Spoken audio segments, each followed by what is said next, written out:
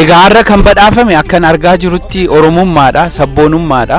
Faayidaa tokko jecha faayidaa saba kee dabarsiteen kan inni arrallee keessatti hafteeti qeerroodha wajjin qabsoo gaggeessaa jirta. Ana Oromoo tokkootiin baay'ee gammadeera. Baay'een gammadaa.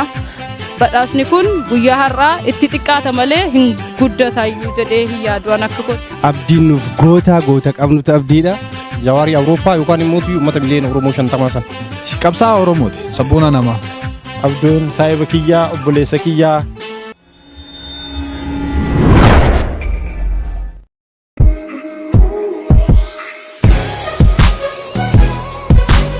Yooyyaa shamarra kafuun akkam jirtu na qabdu sun jecha guyyaa har'aa magaalaa Muunikitti argamna sababni asitti argamneefis nama kabajamaa guddaa Oromoo tokko nama Qeerroo Germany akkasumas qabsoo Oromoo keessatti nama gumaacha olaanaa qabu obboleessa keenya Abdoo Qaadii Abbaa Jabal ifaajee inni qabsoo Oromootiif godhe akkasumas ifaajee inni qabsoo Oromoo keessatti qabu warri Germany Abbaa Qeerroo jennaani Qeerroo muraasni namni 70 hin caalle warri baay'inni namoonni muraasni wal qunnamne namni kun nama kabajaa guddaa Oromoo biraa qabu jennee guddaas ta'uu baattu at least konkolaataa bareedaa kana binnee fi isa badhaasuuf deemna Abdoo waan takka quban qabu iccitiin qabamee waan kana gara jijjiya sadiitiif irratti hojjennee konkolaataa kana bareedu ka waraqaan irraan bahin kana obboleessa keenya Abdoo Qaadii Abbaa Jabal badhaasuuf deemna.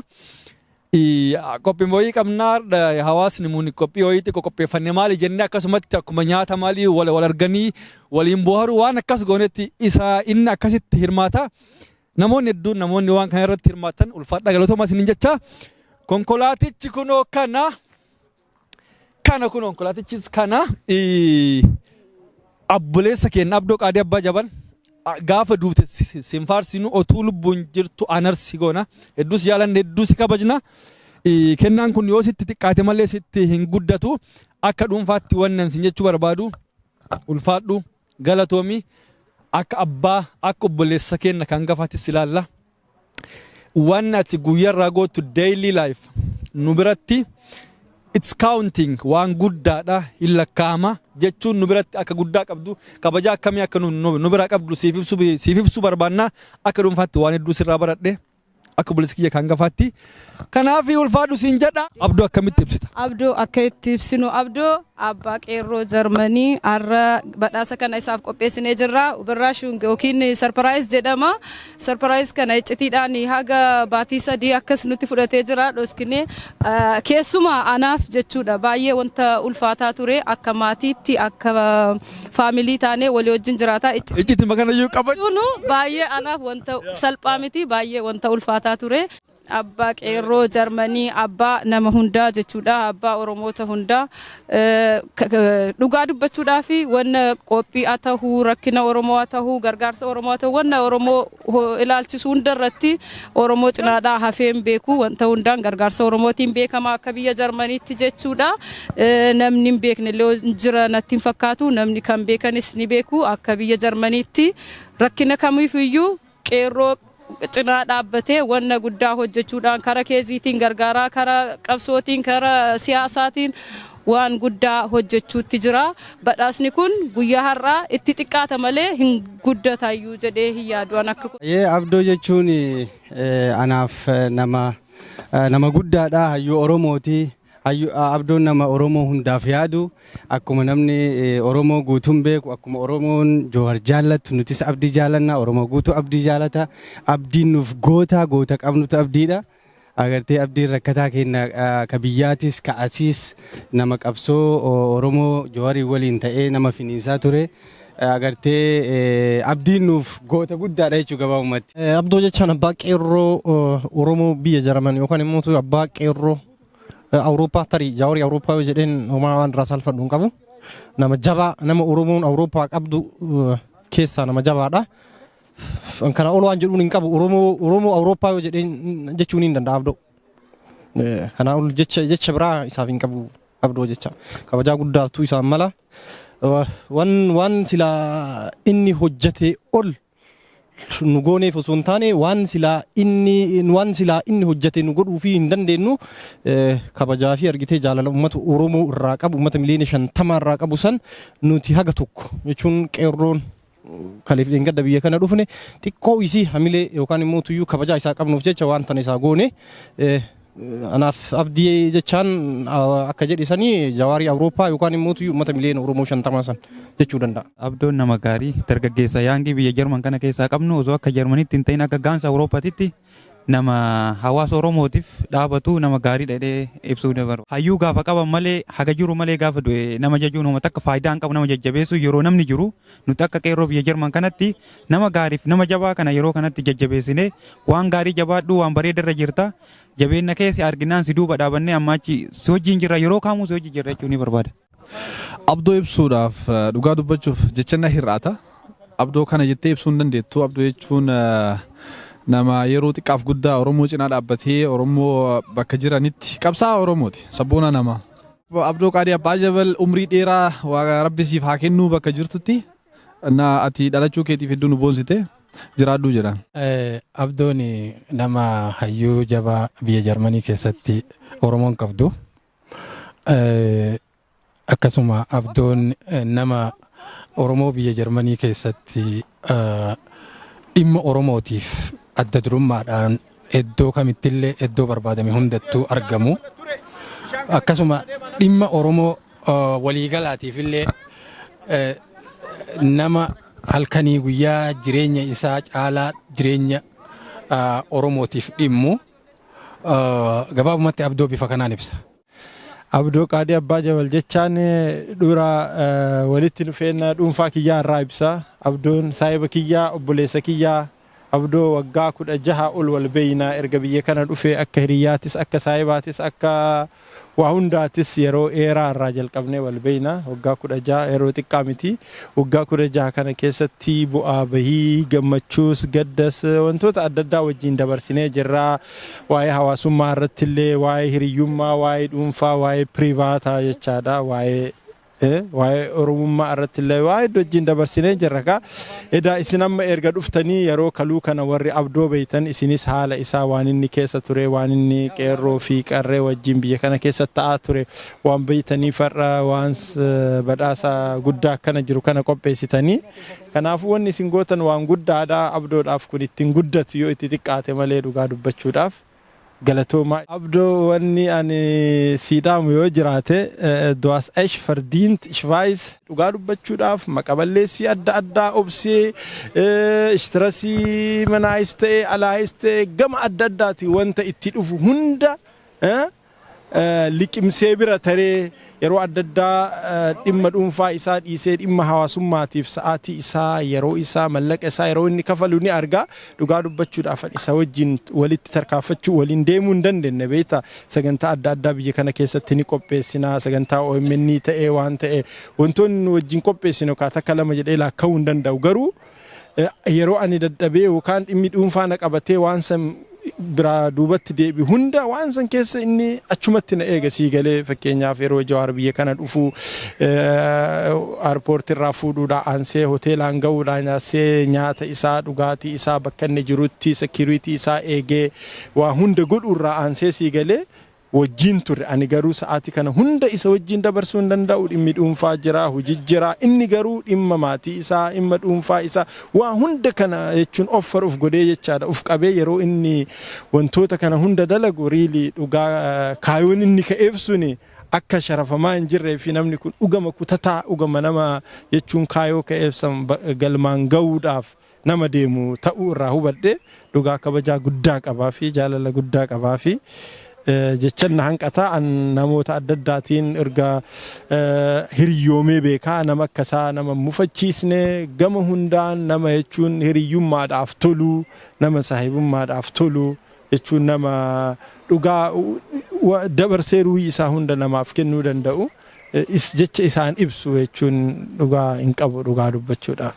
Artiist Abdii Fadisii fi akkasumas obboleessi keenya Saabiteen na cinaatti argama. Saabiteen ammoo yeroo Jawaar Mohaammed biyya kana dhufu namni Jawaar hin eegu security Jawaarii namni nageenyummaa Jawaar eegu warra eegan keessaa nama tokko akkuma argitan kun saabaa fakkaata isa cinaa dhaabbadhe yoo waa haasa'uu hin sodaadha beeytan maaliif namni viidiyoo laalu gabaabaa se jalaan an gabaabaa miti nama kanattu likkii malee gindiidha likkii malee dheeraadha gara wanna kiyya seen har'a wanni walitti asitti argamneef akkuma beeytan Bulet kenna Abdoo Qaadii Abbaa Jabal kennaa kana kennuuf deemna. Mi Abdoo Qaadii Abbaa Jabal akkamitti ibsita? Duraan dursee gartee waan kana warroonni godhanii fi sagantaa kana warroonni nu wajjin qindeessanii waan kana godhaniif galatoomaa jechuun barbaada. Itti aansuudhaan obboleeyyan keenya kan musliimaa Eid Mubaarak isin jechuun barbaada. Baga Eid al-Fitr isin ga'e. Akkasumatti obboleeyyan keenya kan kiristaanaatis ashamaa isin jechuun barbaada. Abdoo qaadii akkaan jeetti ibsuun qabu keessaahuu eegaan qeeroon baharaa biyya kana dhufte namni gartee rabbiin gartee nama Oromoo baharaan dhufte gargaaruuf nu kaaya jeetti yaada akka kiyyatti beekta. Ilmi namaa waa afuriif hojii jiraata jetti Oromoon. Waa afran maali? Tokkoffaa wal beeku, lammaffaa walirraa beeku, sadaffaa wali beeku, afraffaa walii beeku jechuudha. Ilmi namaa hanqa kanaa hojii jiraata jechuudha. Nama waan afran san guuttatee qabu kan hin argine eegaan Jarman dhufe Abdoo Qaadii Abbaa Jabalii hatta hanqa Oromoon baharaa baqa keessa turtee baqa keessaa baatee hogguu biyya kana dhufte rakkoo gadadoo adda addaa keessa irra ture kaambii keessa atillee walumaan turre ni beekta amma jaartii faranjiillee fuutullee akkasitti Abdoo Qaadii waan hin jee ibsuun qabu gabaabumatti kun itti xiqqaata. Maal laamtaaf silaa itti mime. Abdoo Qaadii Abbaa Jabal goota keenya sila arraan tana gartee kennaan kun Jawaar Mahamadillee nu bira jiraate hedduudha gammanna. Arraan tana kennaa kana yaadannoo yoo rabbiin nu godhee gartee Jawaar Mahamadillee hidhaa bee makiinaa Abdoo Qaadii tana keessa taa'ee makiinaa qeeroon bitteen deemtu hawwa Abdoo Qaadii sin jaaladha. Abdii akkaan jeetti ibsu ani wallahi jechan qabu isaaf. Maaliif biyya tana gallee cinqaa biyya tanaa mootummaa kanaa hojii nama baay'ee anatti qabee nama hunda namni inni hin gargaariin hin jiru. Hatta yeroo biyya faranjii tanatti namni yeroo hin qabu yeroo saasanirraa yeroo tana faamilii isaa irraa fuudhee nuuf kannee Oromoo mara gargaaraa jira. Hanga danda'ametti nuti hanga dandeenyu namni hangi takka yaada kana burqisiisa yaada kanarratti hirmaachuudhaan waan kana ni goona jenneeti irratti hirmaannee waan godhamuu qabuusi garuu Abdii itti xiqqaata. Abdii nama cimaadha nama sabboonaadha ani wallahi jechaan isaaf ibsuun qabu. Oromoof namni ni dalagama ja'amu nama akka Abdiiti. Irooppaa tana keessatti namni akka Abdii Oromoo irratti cinqamee ni jira jee yaadu kanuma yaadni kiyya. Abdii hedduu si jaalanna hedduu si kabajna ammallee hirmaannaan kee gargaarumsi kee nurraa adda hin beeyini. Tanumaan siin jechuu barbaada galatoomii ulfaadhu. Saaddoo Art na cinaatti argama. Saaddoo Art OMN live biyya kanatti waraabamu akkasumas hojiilee garaagaraa namni editingii akkasumas viidiyoo nama ogeessa kaameraati nama editara cimaadha. Waan hedduu nama hojjetu aktiividhas jechuun akkasumas suuraalee garaagaraa suuraalee Jawaar Mohaammed suuraalee Hacaaluu Hundeessaa akkasumas namni kun akka artiittis nama ilaalamu. Yoo isas eenyu yoo jettan yuutuubii toora yuutuubii keessaniidhaan Saaddoo Art jajjaadhaati hordofaa hojiilee inni hojjetu achirratti arguu dandeettanii mee Abdoo Qaadii Abbaa Jabal siif maalime akkamitti ibsita? Tole Abdoo Qaadii Abbaa Jabal jechuun anaa fi nama yeroo isaa humna isaa qabeenya isaa qisaasee uummata Oromoo kan biyya jiruufis kan as biyya Jarmanii baqattootaafis ta'ee hiriirota garaagaraa irratti qorraa fi halkanii guyyaa osoo hin jenne nama yeroo fi wanta danda'u hunda kenneedha. Abdii Abbaa Jabal jechuun maatii ijoollee nama maatii guddaa qabudha.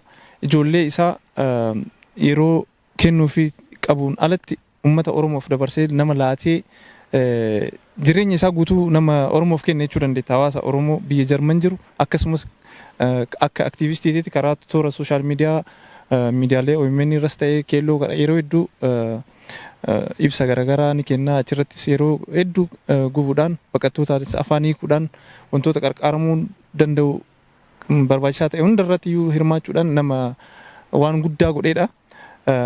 Wanti isaa godhame kun yoo itti xiqqaate malee ittiin guddatu. Sababni itti wanti kun godhameef ammoo namoota dooktaroota hedduutu jira, piroofeesaroota hedduutu jira. Garuu barumsa isaanii akka wannaatti sartifikeeta ala malee sabarratti fi qabatamaaf uummata saniif ta'anii hin argamne. Inni garuu amma danda'uun hamma humni isaa kenne hanga beekumsa isaatiin hanga dandeettii isaatiin waan danda'u hundaa qabeenyaanis ta'ee beekumsaanis ta'ee horiidhaanis ta'ee waan danda'u hundaa nama godheedha. Abdiin kana ol ibsuun ni danda'ama.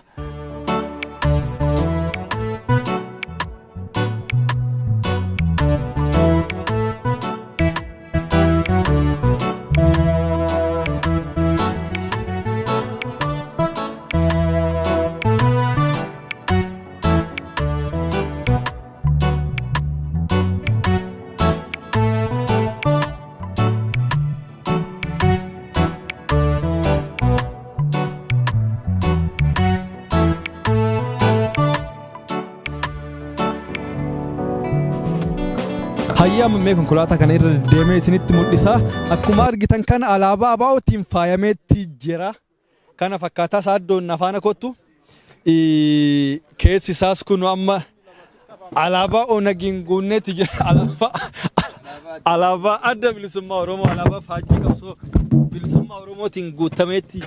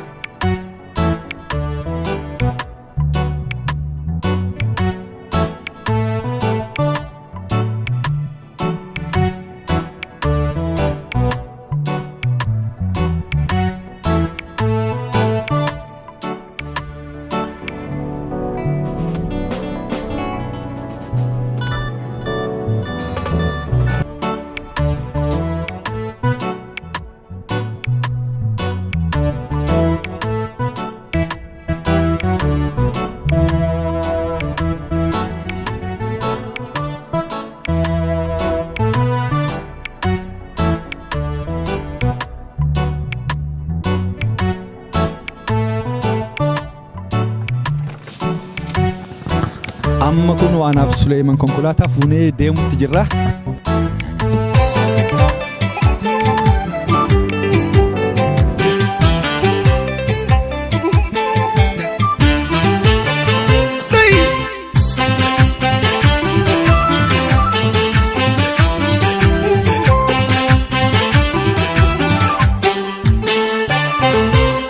Galatarraan fatamuu miti qeerroo koo kanaatti nuuf oolte jajjabii mirga koo falmattu inni kee bilisummaa ta'u.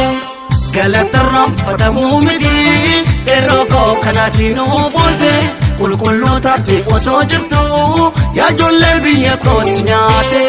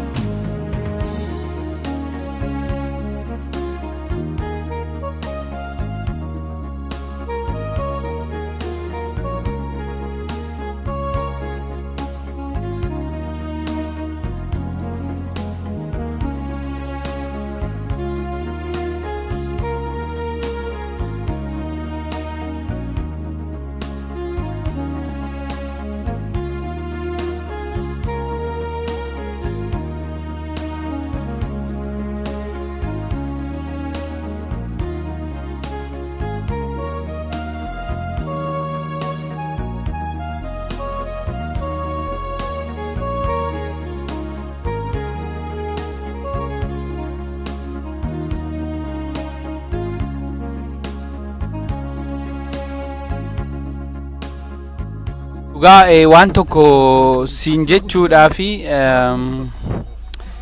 egaa har'a kan badhaafame akkan argaa jirutti oromummaadha, sabboonummaadha. Ammas immoo I think badhaasa akkasii caalaa namni ilmi namaa saba isaatiif waan xiqqaas godhee argachuu danda'u natti hin fakkaatu. Badhaasichi qeerroo girrisaarraa ta'uusaa bilchiginnaadhaa fi fiigdee saba kee gurgurtee dhiigaan VAT argachuurra kunoo amma dhugaa dubbachuu fi an maalu haa ta'u kan amma isaani si dabalatee egaa qeerroon na badhaasan kana ammaaf haasawan harkaa gatee jira dhugaa dhugaa.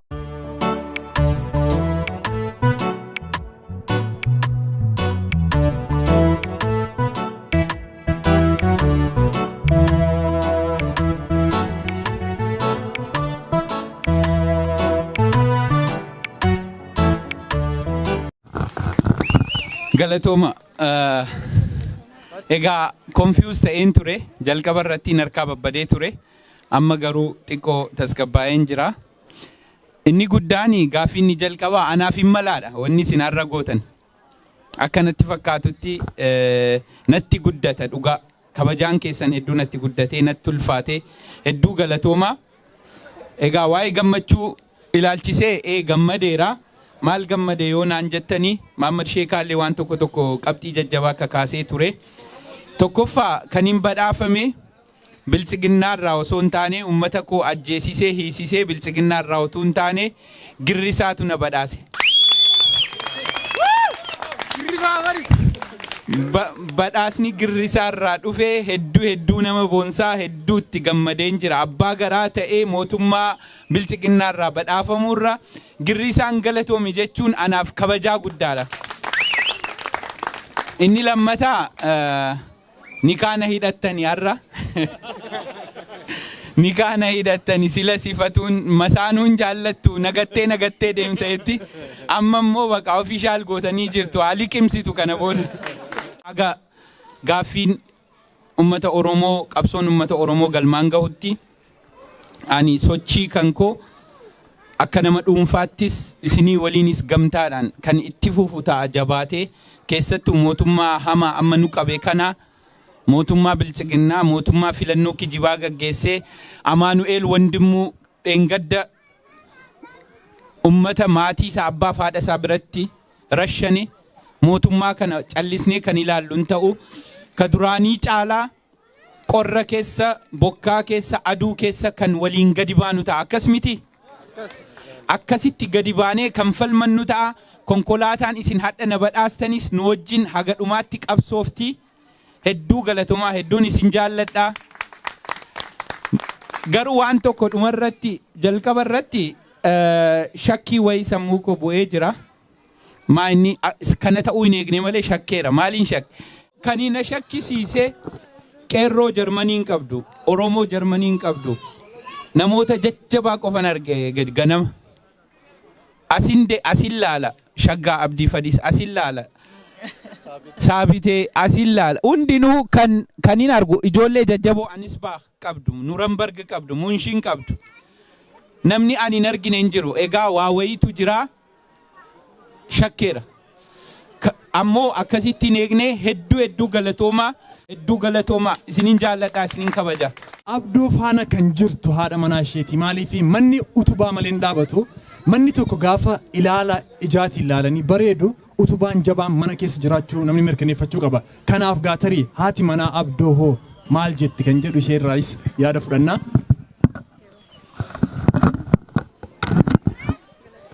Anis galatoomaa dhuman isiniin jechuu barbaada. Qeerroon Jarmanii jajjabaa akka ta'e nan beeka. Garuu agas mara fagaattanii deemtu jedheen eegneen ture baay'een isin galateeffadha galatoomaa. Yaa hamilee cimaa gootanii fi bareeda garuu isin hin jirre innis qobaasaa waa tokkoyyuu gochuu hin danda'u. Isin jirtuuf waliin jirtuuf malee qobaasaa qabsaa'uus hin danda'u ture. Ammas isiniifis kennaan isiniif mala isarrayyuu isiniin jechuun barbaada galatoomaa.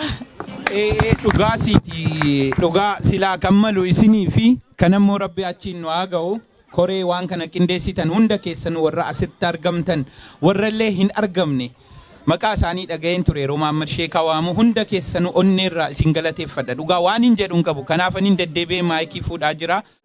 Kennaan akkanaa kun hayyoota ofii beektota ofii jabaa naannoo keessan jiru isin bira jiru hunda badhaasuu dadhabdanis badhaasa jechaan immoo rakkatee gargaaruu otoo hin taane si faana jirra ulfina kan ittiin mirkaneessanidha gatii ta'ee fi haalli sagantaan guyyaa har'aa kun fakkeenya isiniif haa ta'u akkasumas walitti dhufeenya hawaasotaa cimsa gatii ta'ee fi sagantaaleen akkanaa kun itti hafuufuun jechuu barbaada. Ilmi namaa tokko kabajamuu barbaadeetii miti ka kabajamu jaalatamuu barbaadeetii miti ka kabajamu wanni isa kabachiisu yoo jiraate hujii isaati. Namoota hedduu arginee jaalatamuuf jecha waa hedduu ka godhan kabajamuuf jecha waa hedduu ka godhan yeroo kabajaa barbaadan san jaalala barbaadan san sa'aatii fi daqiiqaa barbaadan san itti dhaban hujii saniin dhiisanii jechaadha. Abdoon har'aa kabajaa har'aa argate kana jaalala ummata qeerroo Jarmanii irraa inni har'a argate kana har'aan tana as qofa osoo hin ta'in akkuma guutuu addunyaatittu akkuma guutuu Awurooppaatittu nama qabnu keessaa qeerroo keessaas ta'ee hoogganaa wama hunda keessattuu bakka hundattuu nu jira jechaadha. Waa hunda keessatti isa barbaanna sochii biyya kana keessatti goonu hundayyuu isaan ala goonee hin beeynu isaan alas jechuun hedduu waan tokko godhuudhaaf hedduu nu rakkisa. Kanaafuu inni kabajaa argate kana badhaasaa argate kana dhugaa dubbachuudhaaf namni tokko yookaan hujii waggaa takkaa lama itti fakkaatuun malaa namni kun waggaa 16 ol beeyna bara 2006 irraa eegalee har'a itiin waggaa 16-17 namni kun guyyaa takkatti hujii Oromoo irraa hifatee dadhabee of duubatti deebi'ee hin beeku. Namoonni har'a diinaaf dalaguudhaaf saba ofii gurguratanii garaa ofiitiif jecha kabajaa arganne jedhanii kabajaa yeroo dantaa yeroo gabaabaatiif jecha saba ofii gurguratan waa hedduu kanarraa baratan jedhee yaada. Har'a hiriyoonni abdoo kaleessa biyya kana keessa biyya alaa kana keessa wajjin jirru kaarra diina jalatti galanii meeshaa diinaa ta'anii akka Oromoodhaaf quuqamanii uf godhan dhugaa dubbachuudhaaf namoonni sunniin hujii abdoon biyya alaa kana keessatti dalagaa ture hujii nuti wajjin dalagaa turre keessa nama qooda xiqqoo isii hin qabneettu diiyaaspooraa jedhee biyyatti galee nama biyya alaa kana keessatti waa hedduu dalage uffakeessanii har'a mootummaarraa mindaa nyaatu mana fudhatanii waa adda addaa badhaafaman namoota san takka takkaan beeyna akkamitti beekamtii akka argatan akkamitti akka jechuun sadarkaa sanirra masalaalii jarri sadarkaa sanirra koranii dhufan hujii abdoon biyya kana keessa taa'ee dalage nuusa sanii hin dalayne miidiyaa irratti ba'uu qofaaf miidiyaa irratti mul'achuu qofaaf mootummaanis nama jarri diiyaaspooraa kana keessa sochii guddaa qabsoo guddaa godhan se'ee shawwadame jechaadha. Namoonni sunniin yeroo as jiranis maqaa ofiitiif jecha kabajaa ofiitiif jecha malee hujii Oromoo lafarratti dalaganii hin beekan dhiiroo isinitti hima. Dantaa ofii jala qofa deemaa turan bakkatti maqaa argachuu bakkatti maqaa argatan bakkatti kabajaa argatan soquu malee barbaaduu malee takkaa lafarra bu'anii abdoon nu wajjin qorra keessa bulee gaafa asitti hin beeytanii embaasiin cufamu guyyaa meeqa qeerroo isin agartan kana wajjin osoo mana qabu osoo hoteela qabatee buluu danda'u hoteela birrii itti kafalee qaba dhiisee qeerroo wajjin rooba keessa bulaa ture jechaadha. Namni kabajaa lafatti hin argatu dhiiroo kabajamuu barbaadee siif miti kabajamu hujii isaattu nama kabachiisaa namni hedduu waan kanarraa barumsa guddaa fudhatan jedhee yaada. Warri waan kana sooshaal miidiyaa bakka adda addaatitti argitanillee yoo kabajamuu barbaaddan yoo jaalatamuu barbaaddan dhiiroo jaalatamuuf jecha hin dalagina kaayoo qabaaddaa yoo kaayoo san qabaattan jaalatamtanii kaayoo keessanitti cichaa dalagaa isiniin jechuu barbaada.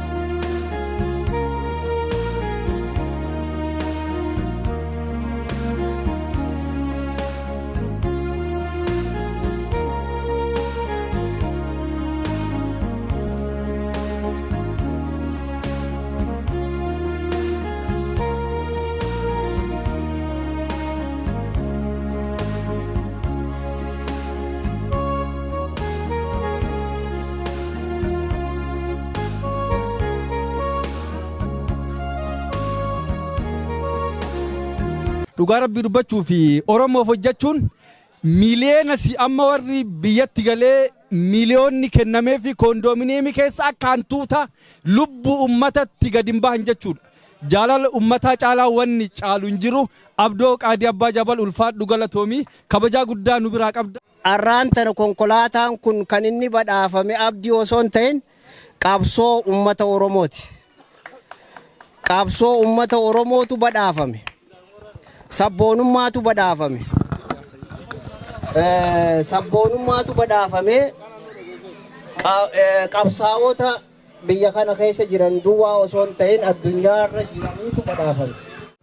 Abdoo Qaadii Abbaa Jabal nama ajaa'ibaatii nama bu'aa bahii baay'ee dabarsee Protestii Oromoo irraa jalqabee as keessatti haala qabsoon Oromootti gaggeeffamtu hundumarraa qaba adda durummaadhaan hawaasa qindeessuudhaan ififis akka mataa isaatti gaafa duraan irraa eegalee Jawaar fa'aadhaa wajjinis namoota hedduu haala siyaasaa Oromoo keessatti gahee guddaa qaba akkasuma baqataa biyya kana dhufuus gargaaruudhaan bira dhaabbachuudhaan ammas hiriira qindeessee Protestii Oromoodhaa godhuudhaaf caamaa roobaa injiin guyyaa tokko qabbana kan jiin ala bulee gaafa lagannaa nyaataa godhanillee akkasitti biyya kana keessatti kophaa isaa baradoo keessatti sharaa hidhatee taa'u ture nama Oromoodhaaf wareegama guddaa hanga lubbuutti kafaluudhaaf if duban deebine nama ajaa'ibaatii Abdoo Abbaa Jabal kun itti xiqqaata malee ittiin guddatu. Kanaaf akkaataa gartee armaan tana namoonni biyya galan saayibootan isaa warri wajjin inni Protestii gaggeessaa ture dhufanii itti maqaa fuudhanii amma deemanii biyya galanii nuti warriyaan faayidaa hunda inni dideeti biyya kanatti hafeen wajjin qabsoo gaggeessaa jira jechuun uummata isaatii wajjin takkaaf duubatti hin deebine.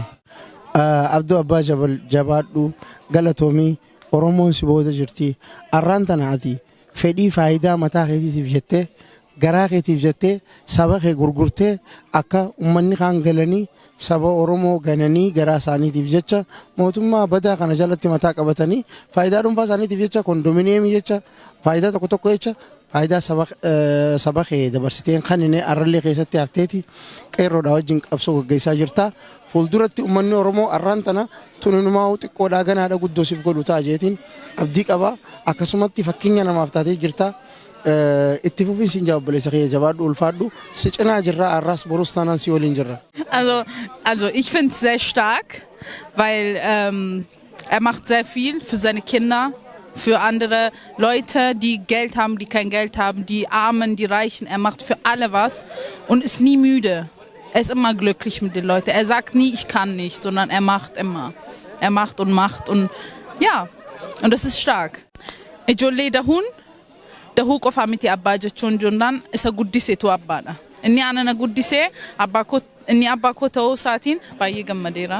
Intala jalqabaa Abdoo Qaadii Abbaa Jabal yookaan eessuma ta'aa fi isattuu guddisee biyya kanatti qeenarraan dhuftee hin saalfatti illee saallee jechuun hin saalfatti maraafuu ulfaadhu galatoomii dhumarratti wanni jettu yoo jiraate anything. Ana Oromoo tokkootiin baay'ee gammadeera baay'een gammadaa jara biyya Oromootti rakkatanuuf mein Herz, mein Kopf ist für den da. Ich bete und galatoma. Ja. Danke dir. Dankeschön. Okay. Daawwattoonni toora YouTube Oraazii Show qophiin hardhaa kana fakkaata ture. Wanni isinit dhaammadhuun Oromoof hojjannaan Oromoon si jaallata kabaja kan kee beeka. Oromoof hojjannaan Oromoon si kabaja kabbii jaalalan maal jechuun maallaqa guddaa argattee fakkeenya amma warri Oromoo ganee biyyatti amma koondoomineemii fooqii konkolaataa maalii kana kee jiraatu lubbuu uummata gadi hin bahu jechuudha warri biyya alaati amma asii biyyatti galee maalii ta'e kunniin including warri biyya keessaallee jechuudha.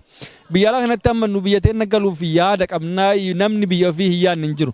Jarri garuu biyyatti deebi'anii koondoomineemii bitamanii uummata gadi bahu hin danda'anii jechuudha. Jaalala akka Abdoo Qaadii Abbaa Jabal kan ammoo nagaan riskitantee waan qabdu hojjetatte kabajaa fi jaalala uummata Oromoo bira kabaja akkanaa argattaa nagaan jiraattaa sammuu nagaatiin jiraatte jechuudha. Kanaaf obboleeyyan tiyya ulfaadha galatoomaa waan daawwattaniif isiniin jecha akkuma beekamu warroonni chaananii kanaaf haaraa taatan subscribe itti roobsa isiniin jedha. Ulfaadha galatoomaa waan nu hordoftanii fi nagaara naaf jiraadha isiniin jedha dhumarratti wal jaaladhaa tokkoomaa. Kun kan sagantaa kan host isinii godhe obboleessa keessan Abdii Xayyib Waaqotii kan daawwachaa jirtan kun ammoo raazii shoowidha ulfaadhaa galatoomaa baay'ee.